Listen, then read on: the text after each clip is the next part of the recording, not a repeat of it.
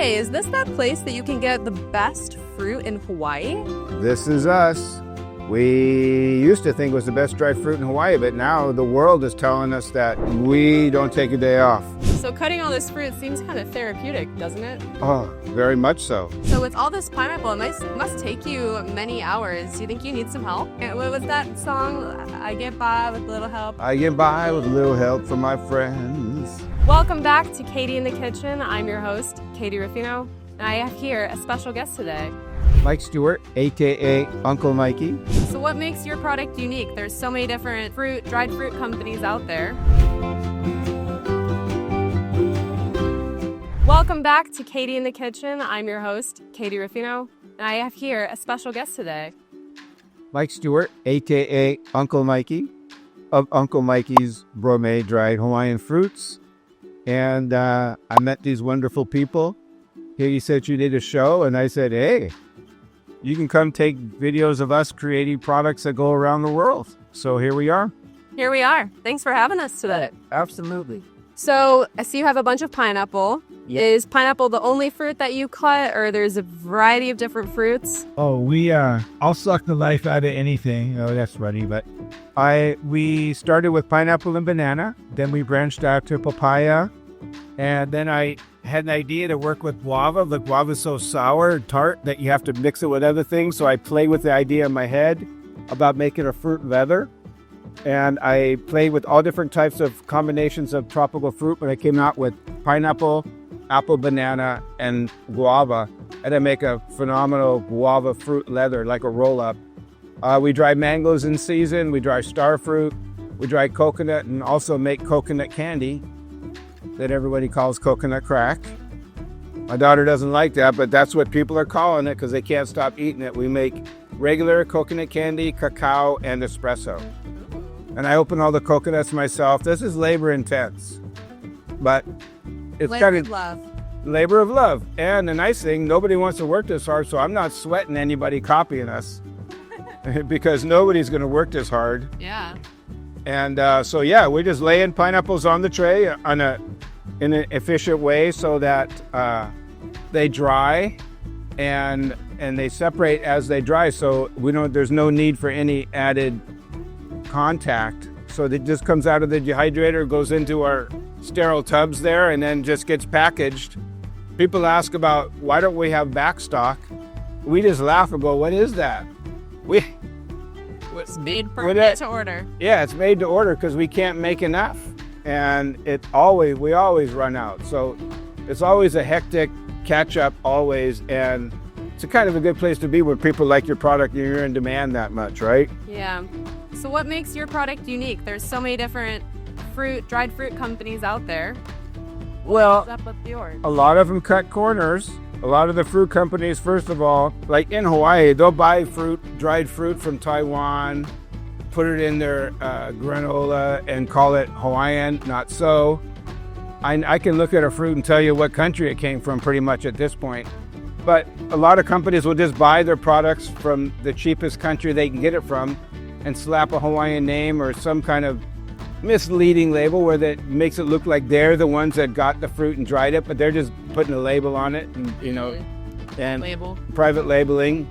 And so we just work with hardworking farmers, and we source everything locally. Everything's from in Hawaii. We won't dry anything that doesn't come from Hawaii. I've dried all kinds of different things, vegetables, all that. It's all great, but we're just sticking with the fruit because we dry, 7 different fruits during the peak of the season. And so our medley pack has everything but the kitchen sink in it. And that's what we're doing. Awesome. So I know that you guys have on your label, no weird stuff added. Well, what does that mean? And what is that weird stuff? Well, I originally put no weird stuff added. A dear Hawaiian friend of mine helped me come up with that little byline 23 years ago now. She, there's so much garbage in dried fruit along with all the rest of the food we're eating. Most of these guys call it natural and all that, but they're using all the antifungal preservatives so they can keep all the water weight in there. And that's why you can buy dried apricots that are wet inside the bag. We put no weird stuff simply because we don't do anything. We simply dry the fruit out at low temperatures to preserve all the enzymes and life force, mana, whatever, prana, chi, whatever you want to call it. This stuff, you could soak it in water and it end up being fruit tomorrow again, which is unlike the rest of the guys. So we put no weird stuff added. I kind of did it to irritate all the other companies, to kind of rub it in them. And it worked like a charm because somebody told the FDA, and the FDA called me and made me take it off the ingredient line. So, wow. Yeah, I managed to tick off the FDA, which is great. And so, yeah, what the labeling laws, they get away with murder. You know, if you dry it at 160 degrees, like most of these guys, it's dead. And maybe if you boil it in oatmeal or you get some flavor back, but there's no life in that fruit. Or they'll soak it in sugar, and by doing that, and by drying it, then it becomes candy that's no longer dehydrated. So they're playing with the labeling, or then you got what we're doing. And there's a whole science to drying fruit properly, because you have to heat up that quart of the fruit so you don't sear the outside like you would a steak or a piece of meat. You have to coax the water out of the inside of the fruit so it dries all the way through. There's free water, there's bound water in every living thing, with us too. And structured water. Right, and so the free water is what all the juiciness is, and that's what we're getting rid of. But we're keeping the structural water, the actual bound water in the fruit, so it stays, it keeps its color, it keeps its flavor, it has all the smells and everything. Energy. Yes. Why fruit for you? Is it because we're in Hawaii and there's an abundance of it, or because you enjoy it, tastes good, people like it? I just wanted to, like many years ago, my brother and I were going to start a dried fruit and dried fish company, and that fell through. But I just had an idea. This lady in San Clemente turned me on to dried fruit in 1990, and she made nectarines and peaches and pears that were so good. It was like a revelation, because I grew up, and I'm 72, so I grew up when the health food industry was getting started and everything was in a bulk bin, dried to death, like dried beetle carcass. Like, you can't tell whether it's a pear or peach, you don't know. And so I didn't really like dried fruit, but she changed my whole paradigm. And a paradigm is not 20 cents, folks. No, I'm thinking like the fruit, the pear. Oh, paradigm. Oh, very good. See? Little pun. Little pun intended. And so I sat on the idea like most adults will do, and I didn't think I could possibly put a product out and compete on the marketplace.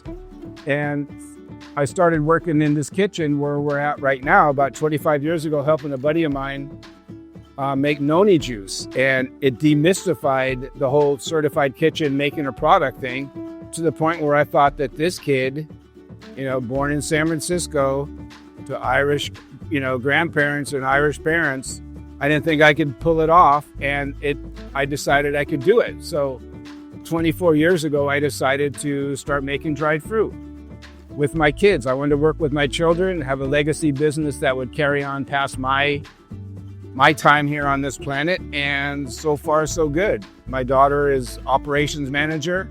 My grandkids come on the weekends and help us put fruit and cut fruit, and they're learning all the tricks and everything to do to make it doable. So yeah, that's kind of how the plan's working out. This is where you keep all of the stuff. This is where we put all our dried bananas, pineapple, papaya, guava, coconut, and coconut candy.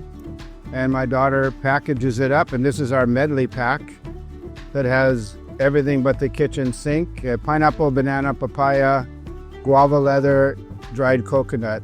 And this is just our straight pineapple. So you saw it stacking. Now you can see what it looks like. Nice. And where's this coconut crack you talk about? So you have two different flavors? We have a regular flavor. That's our OG. You can take a look inside and see that's just brown sugar and coconut. Smells lovely. Caramelized. And we have our espresso, which is got espresso coffee on the outside. Is that local Hawaiian? Hawaiian? Yeah, it's Kauai coffee. And then we make the cacao. And cacao is in there somewhere. This is our cacao. And this is dreamy. You got to make sure your knees are in an upright and locked position when you try that. So where do you sell these? Online and in all the stores in Hawaii. Most of the Foodland supermarkets carry us, and health food stores and gift basket companies and the like. And so, yeah, people can order online for sure. And then is that the guava leather up there? Yeah, this is the guava leather. It's rolled up. So do you blend the guavas and then you lay them out? Yeah, I blend the guava up, pound the seeds out of it, which is another job in itself. And then I pour it on the sheets, and it comes out in one big sheet of guava fruit leather. Nice. And guava is the lowest glycemic tropical fruit known to man. So, Really? yeah, I mean, it'll mess with your blood sugar medication if you have diabetes. The disclaimers say people with diabetes and hypoglycemia need to watch their guava intake because it'll lower your blood sugar. And if you're on meds, that'll mess with your whole doctor's setup. So, yeah. And, of course, our dried coconut, which is different than our coconut candy. This is a dried coconut. Mm-hmm. And these are just for silicone. Yeah, just to keep the moisture out. Even though it doesn't have moisture in there, we try to do as much as possible to keep the integrity. Nice. And this is, she tears up the guava leather. Try that.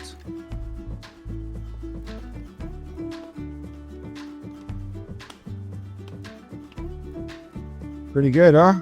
Mm-hmm. Very good. What's your favorite to eat? Mango. Mango. Yeah. What is that over there? Oh, papaya. Oh, the papaya. Yeah, I can't really do anything because there's shortage of papaya right now. It's crazy. Shortage of pineapples. It's an emergency shortage of pineapples this time of year. Pineapple or papaya? Both. It's always for papaya because the sun's not high enough in the sky. The papayas are just stacking up on the trees, not getting ripe. And the pineapples, they just didn't do enough 7 months ago to make sure there was pineapples for now because they have to trick the plant into making flowers. Because you'd only have pineapple during the summer months otherwise. So what do you do when there's a shortage? Scramble, hustle. Would you say that this is you living in your authentic self? Well, I certainly hope so. Because if you hear otherwise, don't tell me because I'm having a blast. Yeah, nobody made me do this. Nobody's holding a gun to my head. I just started making this stuff and people responded. And now the world's responding and we're getting, it's been to Antarctica, it's been to Russia, China, all over the Middle East, all over England, all over Europe, all over South America, Pacific Rim. It amazes me where it's made it to. And everybody is giving us thumbs up and say it's the most amazing thing I've ever eaten. Wow. And different companies collaborate with us. There's a company in Chicago that makes honey mead with our dried pineapples. For years, a chocolate company in Chicago made peanut butter cups with their dried bananas. I mean, I literally sent them tons of dried bananas, and they made peanut butter cups. And a lady in Oakland, California, makes kombucha with our dried pineapple, and so they use it in donuts and trail mix. So the collaborations are just another amazing turn for us. I don't think we could quit now if we wanted to. The demand is so high, people would be upset with us. So as a family business, yes. What stops you from expanding and kind of keep growing? Like if you wanted to get to that next level, usually people in business would hire more people, get a bigger area to do the production. What stops you from growing in that way? Well, money. And we've done all this bootstrapping the whole way. So we have pulled it together and kept this business floating for 23 years. And scale, we already know what to do. We could collapse the drying time. We know how to do that and still maintain the quality. More dehydrators, the machines to cut pineapple. I have a special cutting machine I'm looking at. So there's ways. And I'm just chopping wood and carrying water right now, waiting. clapping for everybody else that's having raving success. And we're just waiting for that right situation to come along where we can expand. Yeah. And so, yeah. I know you were saying earlier that you want to keep the cost low to the Oh, for hiring extra people, yeah, we want to keep the cost to consumer as low as possible, because this, again, is not a cheap knockoff that we bought from Taiwan that I'm slapping a Hawaiian name on. This is hardworking farmers that I'm not going to bicker with on their pricing, and we pay pretty top dollar for the best the best raw product, and so we honor the farmers. And these guys can't even get their products to Honolulu, and I'm showcasing their products around the world. So it's kind of exciting on that note. Absolutely. So what would you tell somebody who's wanting to start their own business and follow their dream? There's a good quote that I'm stealing from Jim Carrey. Borrowing. I'm borrowing forever. That you could fail at what you hate to do, but why not take a chance on doing something you love? I mean, most of the people I know aren't doing their dream life. Me, I wake up every day and, it's hard work, but we've created this niche, and so we're doing it. And other than the money, I'm the richest guy I know. So on a given day, I'll do, like today, I'll probably end up doing about 4,000 precision cuts, right? And Do you ever count that? oh yeah, of course, because it takes so many slices to get the skin off a pineapple, and about 25 or so slices to get it cut up like that. So you figure 50 slices to get it cut up, 60, probably 75 slices per pineapple times 60 pineapples today. So that's about 4,500, 4,300 cuts. Wow. Yep. But who's counting, right? Because most people would look at the pile of fruit I got to cut and go, oh, I'm out of here. And I just attack. Yeah. I worked in the taro fields of Honolulu for about 10 years when I moved here in 1970. And that's hard work. Because you show up and you look at all this massive field that you got to pick all the taro from. So this is hard work, but it's not as hard as working in the taro field. So Yeah. we're in the hierarchy of crazy job titles, but we're creating a product here that the world wants and needs. So I wake up every day stoked to do it. So what brought you to Hawaii? Oh, I grew up in San Francisco. My grandparents were born in Ireland, so you can't pin none of this stuff on me. I could be a dual citizen of Ireland. So are you considered Hawaiian then? No. No. Yeah. No. I moved here when I was 18 years old. My grandkids are Hawaiian, but I don't have any Hawaiian blood. Yeah. But I moved here. My dad bought me a one-way ticket when I graduated high school. For some reason, he didn't like that the Grateful Dead was 10 blocks from where I grew up. So he wasn't happy about any of that program, so he offered me a one-way ticket anywhere in the world. And I chose Kauai.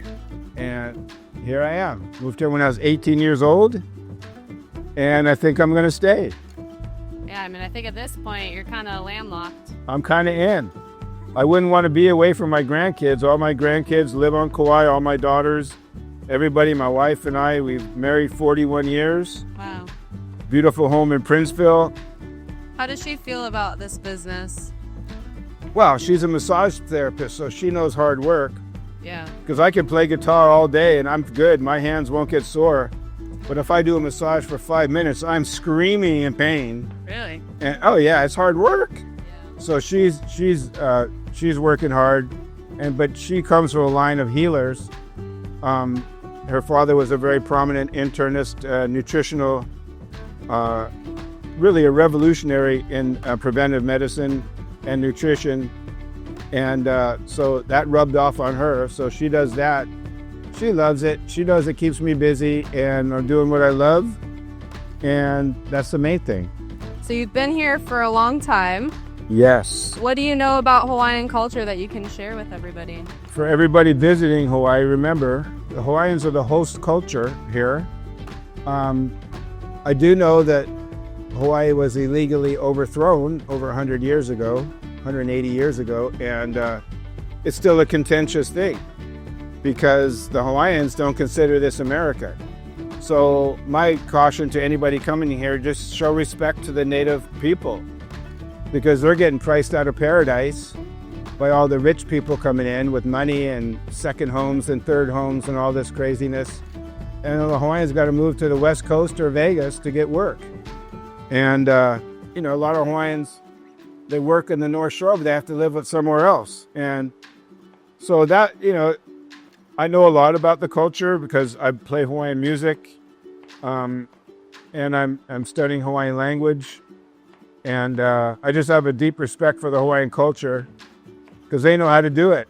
They have culture. Yeah, I've noticed that a lot of the locals aren't a huge fan of the tourists. They kind of turn their heads a little bit, or Oh, yeah. yeah. For the That- people who live here, I should say, the locals. Yeah, that's the truth. That is a true story. And it's in the Bible. You shall know them by their fruit. They can kind of read people, so they can kind of get a feel for who's a giver, who's a taker. And, you want to be able to, feel free about just being nice. Don't be demanding when you come over here and try to inject your culture, especially if you're moving here. Just hang loose and observe, and you might learn something. When I first came here, it was very much a Culture shock? lesson in slowing down. Oh, yeah. But I think I've been pretty good about slowing down. And ever since I decided to start my own business, pineapple foul.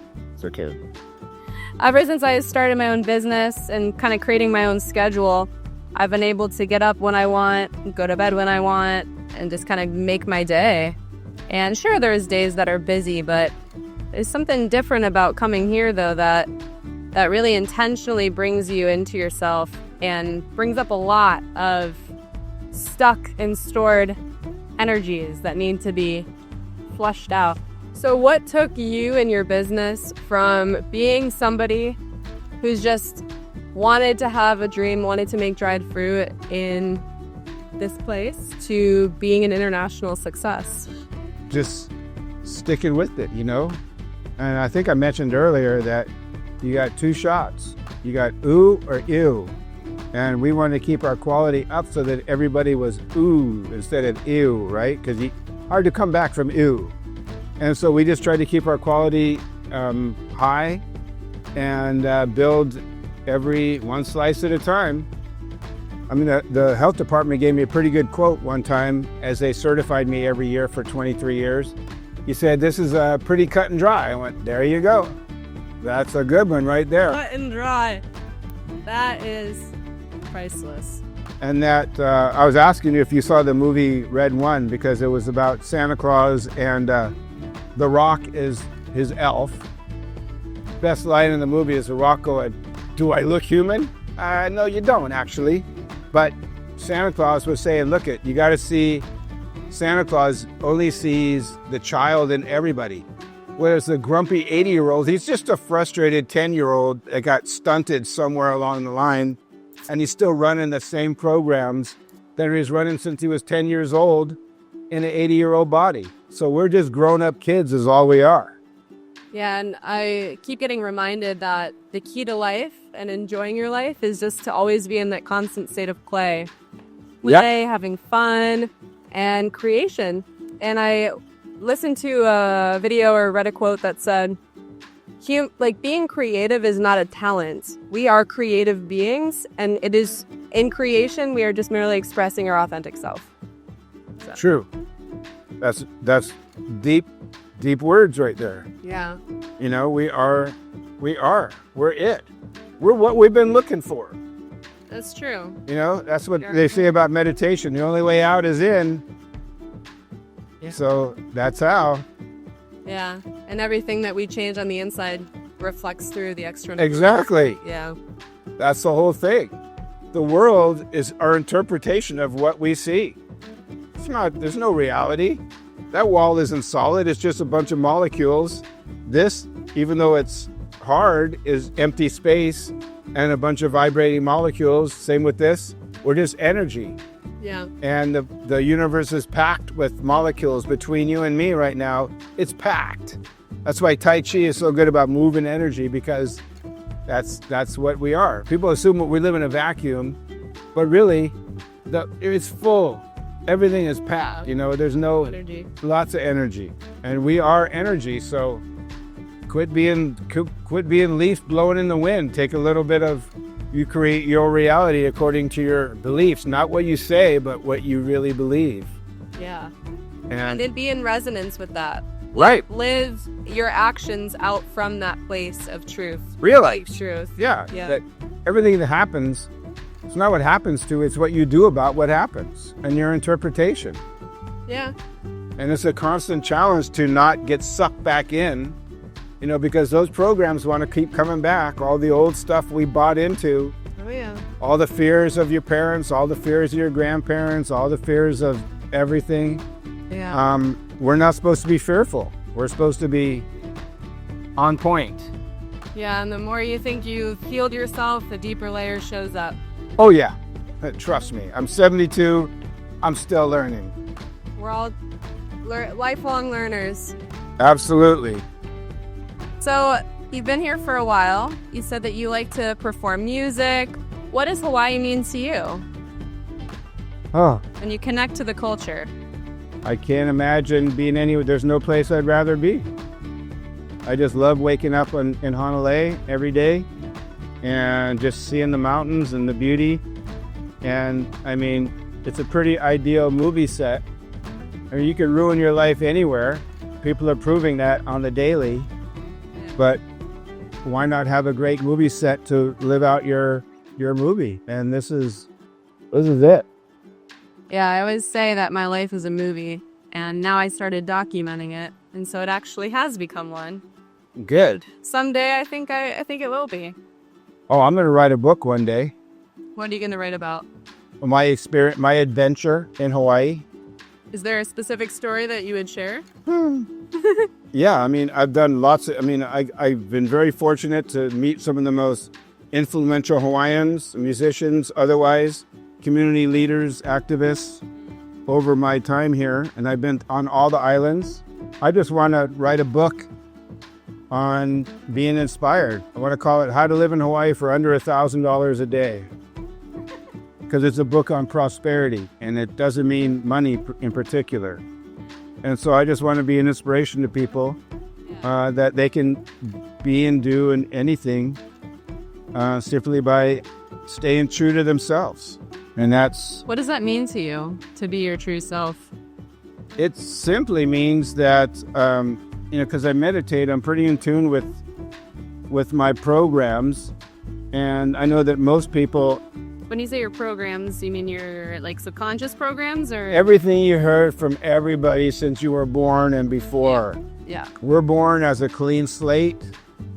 They called it tabula rasa, but it's really, we just got born with our own stuff. And then everything we've heard from the culture, from our grandparents, we bought into all these things. So even unless you've done a lot of work on it, anger, all that stuff is just simply playing old programs that your horse runs on the road that it knows best. So if you've been vibing that for all your life and thinking that's really reality, when it's really just what your grandma thought about things, you just got people need to realize that they're buying in to somebody else's story, and you got to create your own story. Oh yeah, that's what I'm working on, and that's what I'm you're doing helping people with. Yeah. I love it when people say, I'm going to start practicing the law of attraction. I go, no, sorry, the law of attraction's been in play the whole time. Yeah. And so you might be aware of it now and trying to work on your where you are in the like what your relationship is with it. Yeah. Because even in the Bible it says ask as if it was given, and people do that. And then they try to micromanage creation and say, here's how it's got to happen. It can't happen any other way. And that the universe cannot give you what you're resisting. Yeah. It just gives you more of what you're resisting so you can overcome that. Absolutely. Some people say it's the universe testing you to see if you've learned the lesson to be able to receive what it is that you want. I feel like it's not a test, it's just Yeah, it's not a test. it's transmuting you, it's that's training you. The people, we've been taught that everything divine is outside of us. And we have to seek it in some room where we have to go on Sundays and give our money to. And, a master creator of the universe, somehow not great with money, always wants money. But, that's the same guys that are telling you about eternal life that, they're going to give it to you. But what they fail to tell you is that you already have it. With heaven and hell, the whole story between heaven and hell, nobody sees the bigger picture is that just means that you're eternal anyway.